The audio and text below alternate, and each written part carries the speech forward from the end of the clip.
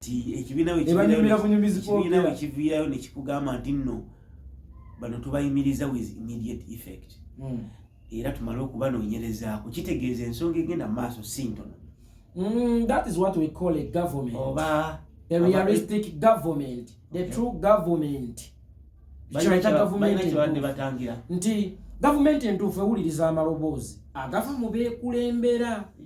Bwe wabaawo okwemulugunya bakuze ebbali bamanye oba kituufu oba bakukonjera. Kakati okuyimiriza abakulembeze b'ebusoga nga bakulembeddwa Jeno wange Bigirwa nti amaloboozi ag'okwemulugunya gajja.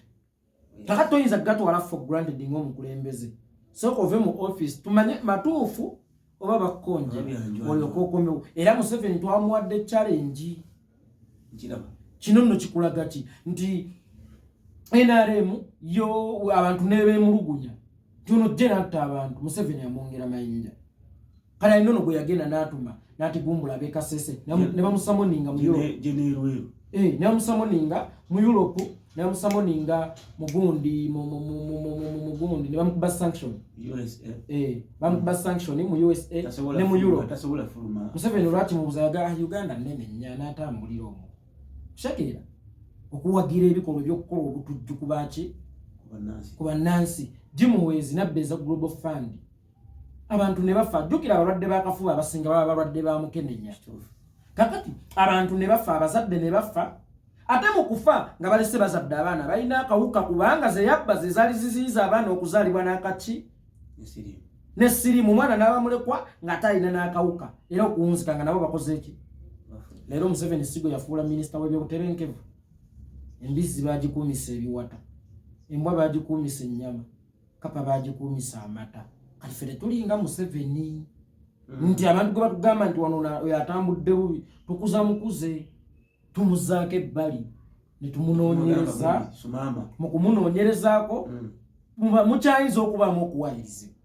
Waba wayirizibwa naddizibwa naye ng'abantu tubawadde alipoota ki ennambulukufu. Bw'abanga kituufu abantu kye boogera n'awummulira ki oba najjibwa mu office eddala. Waliwo ebintu bibiri oba ku mirimu. Waliwo ebintu kye tuyita okubeera fired and suspended. Bigirwa was not fired and his team, but he was suspended and his team. Kibayita obukulembeze. Okutega okutu kuno n'okweno buli ddoboozi liyingire. Nti eri ebusoga abatuuze ku ground bayogedde ne tuwulirira oba abakulembeze baffe ne bawulirira wano. Kati ne side ya Bigirwa n'eyogera ne bawulirira wano. Kakati obwongo bwo ne busigala wakati. Ne bugamba nti mpulidde ebyeno n'ebyeno kakati bwongo kaakole ki?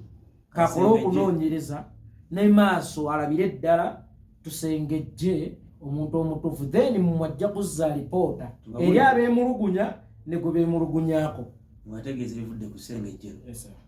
Yanza tweyanze.